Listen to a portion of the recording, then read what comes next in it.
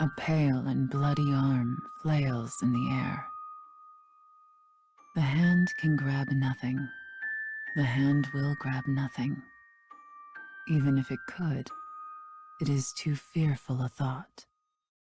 It longs for escape, yearns for it.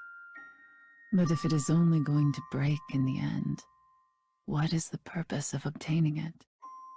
A poem of wayward imprisonment. The woman's bloody hand holds a knife. Her finger notes the light sensation of blade against bone. It is so very familiar. This feeling, one honed to a science while taking countless lives, is the sensation of death. Her life has been spent with a blade in her hands, and she does not intend to fail now. She puts pressure on her middle and ring fingers, while the rest curl tightly around the hilt, almost as if they are drawing in the death she senses. The bones will separate, the head will fall. Hang on. Woman and blade alike pause at the voice. The voice, high in tone like a ringing bell, continued. Leave the head. With mackerel, you don't take the head off until you're ready to remove the rest of the guts. The woman with the knife replies with a question. And what of the bones? It's okay to cut those, but don't separate it entirely. Cooking is very different from killing, muses the woman. Yeah, I suppose it would be, replies the speaker. They giggle slightly while imparting this bit of wisdom. The setting sun floods the room with persimmon light. It is a small interval between the sweltering summer and the coolness of autumn. The sun flees the world earlier each day. And as the day takes its leave, night stretches out greedy fingers to reclaim what was stolen in the dawn.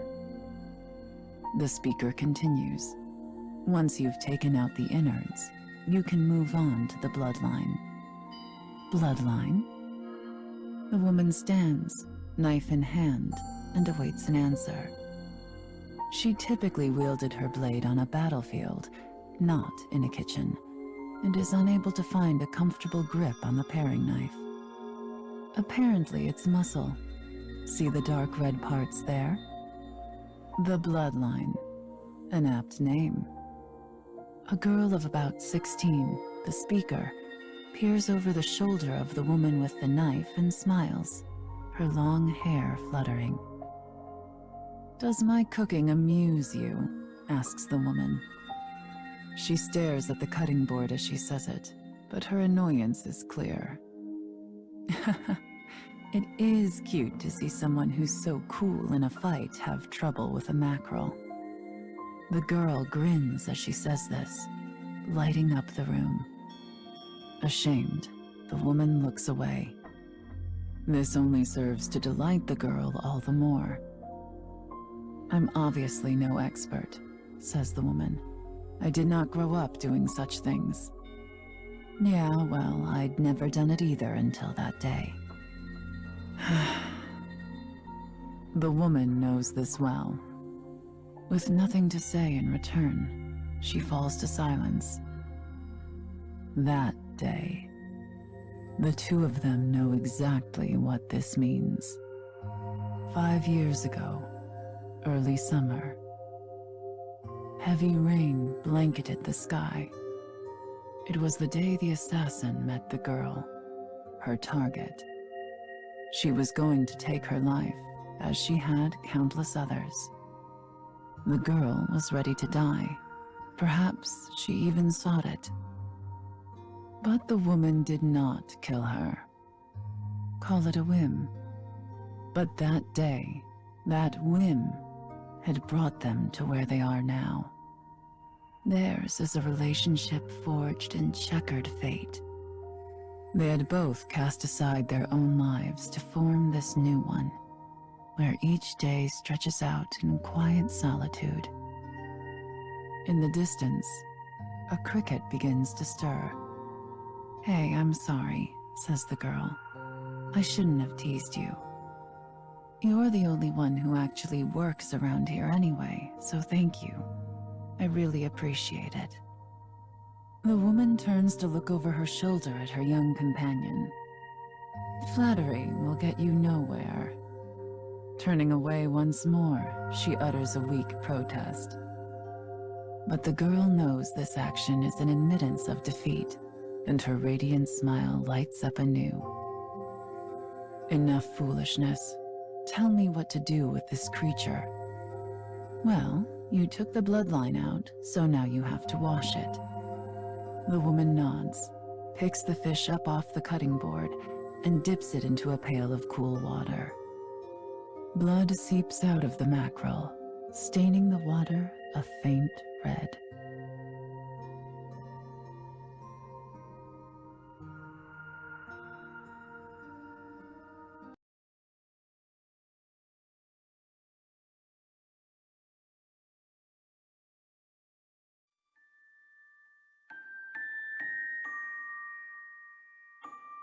The flower reaches to the heavens above, gazing at the brilliant sun and indulging in fantasy. It will do so until the time comes that it blackens and withers, finally learning that it will never reach the sky. Petals unfurl, grasping delicate fingers. People fear such honest desire. We are scared to even desire at all.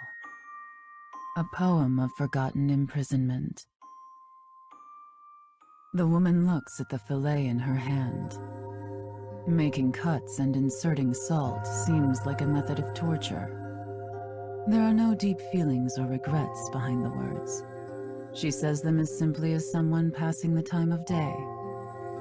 The girl, however, is taken aback. Well, sure, but mackerel's a bluefish, so you have to get the smell out.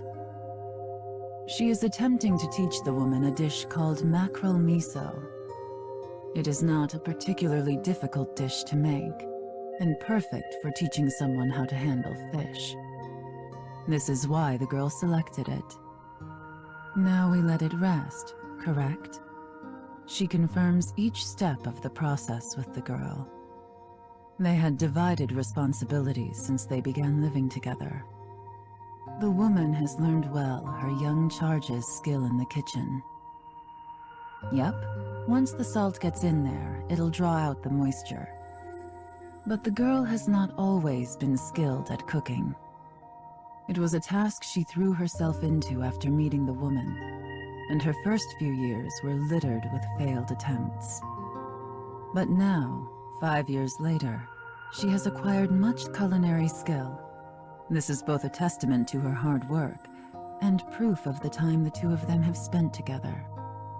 Then, removing the moisture also takes away the smell? You got it. Oh, and we're also going to parboil it, so might as well get the water ready in the meantime. The girl pauses and knits her fingers together, looking at the woman shyly. So, have you ever actually done that? The woman's earlier comment is clearly still weighing on her. Torture, you mean? Not really. Oh, well, that's good. Killing was my job. Torture would be the domain of another. The conversation takes the girl back once more to that day. She remembers how the woman saved her life by taking out an entire battalion of samurai. Afterward, the young girl somehow managed to drag her unconscious savior out of the castle. She grabbed all the gold coins she could carry from her house and hurried in search of a doctor. Soaked from heavy rain and the woman's blood, her legs threatening to snap under her burden, she screamed for help until her throat was raw. As the woman lay bleeding on a tatami mat, she had said 4 words to the girl. Live as you please. No one had ever said such a thing to her. She did not even know it was an option. That was why she sought so desperately to save the woman. Because she wanted to. But what the girl knows of the woman is only what she saw on that day, and on the days since. How much pain and hardship had she truly experienced? The girl had felt a sudden awareness of the distance between them. A flock of birds flies off into the late summer sunset. Dark shadows bleed across the kitchen like spilled ink. "Sorry," says the girl. "That was a weird question. I probably shouldn't ask about, you know, that stuff."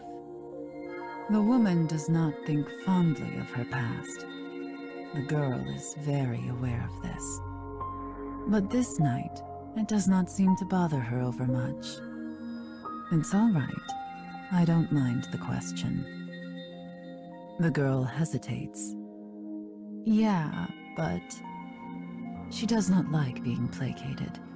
If someone wants to tell her no, it's far better for them to simply do so instead of pretending. But the woman is smiling, and the girl slowly realizes she actually does mean it after all. I may hide my past, but that doesn't make it go away. The girl listens intently. Besides, the two of us have few secrets from each other at this point, wouldn't you say? The woman's eyes form a pair of crescent moons as she smiles. Her answer, and her smile, fill the hole in the girl's heart. Thanks. Of course. Satisfied, the woman turns away. The girl stares at her back and mutters, "You're too good at that."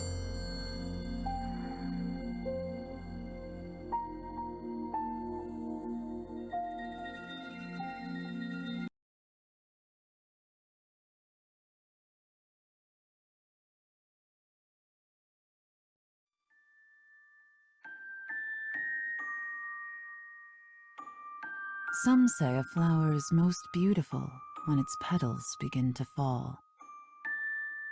Yet death is inevitable and holds no value in itself. We reach out our hands, seeking beauty, but obtaining it can be a difficult thing, and the quest often shows us our limits. It is not but delusion to recall failures to reach beauty as having been beautiful themselves. Thus does humanity continue to err in order to console itself. A poem of melded imprisonment. As the sun sinks below the horizon, hints of night begin to draw over the land. More crickets strike up a chorus in anticipation of the moon. Soon, another sound joins them in harmony. The girl cocks her head as she stirs the pot. "Those are giant katydids." "You certainly know this land," replies the woman. She is busy rubbing the sliced skin of the mackerel to remove the oil. "Yeah, I just read about them in a book." "Ah, yes. You've acquired quite a collection of used books." The two of them live near a forest that is some distance from the closest town. Both due to lack of other diversions, and because of her own passion for reading, the girl was often seen passing the time with book in hand. "Just doing some studying. I've been thinking it's about time I looked for work." The girl smiles brightly. That's how it usually goes, is it?" There is a tinge of sadness to the woman's response. The woman had been working from before the age the girl is now. She killed her first man when she was not even 10. But murder is the only work she knows. The mundane worries of a normal day-to-day job are unknown to her. "Okay, I think the mackerel should be ready now." The girl pulls her ladle from the pot, which is bubbling merrily away. The woman stands beside her, holding a towel.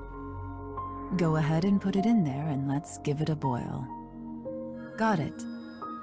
The woman's voice has a tinge of excitement, which causes the girl to smile.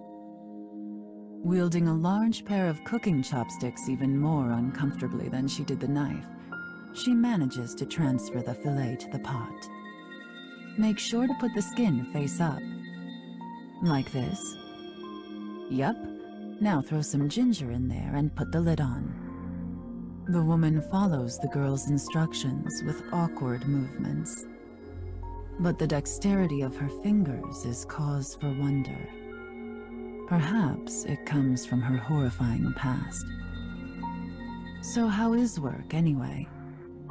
The girl watches the pot while she asks the question. Much easier than my old job. I may end up losing my edge. The woman flexes her hands as she speaks. There was only one thing she could mean: the martial arts. She is a master of weapons large and small, and her technique and experience made her a formidable foe. And now, she uses those skills to make her living. She takes on occasional work as a bodyguard, or teaches young royals in the way of the sword. At times, she faces down death once again. It makes her feel that she is still the same killer she always was. But in these times in which they live, it is difficult to avoid. And compared to her past, at least, working as a mercenary is much less taxing. Theirs is an era of turbulence and upheaval where people rarely stay put for long, yet they had managed to build a home. I'm glad it's going well, says the girl. The girl smiles at the woman. So when you say you're going to look for work, begins the woman, is it because... Something about the girl's words and smiles doesn't sit right with the woman. It's almost as if her young companion feels indebted. Listen, she says, you don't have to feel guilty. You've lived a hard life. You deserve to take it easy for a while. Before she can finish her thought, which was going to be, it's not as if we're struggling, the girl cuts her off. I could say the same for you. But you don't need to worry about... Stop. You don't understand. The girl places her hand on the woman's wrist. Their eyes meet. The girl holds her gaze, looking right into the woman's eyes. I just want us to be a team. She was smiling as she said it, so the woman said no more.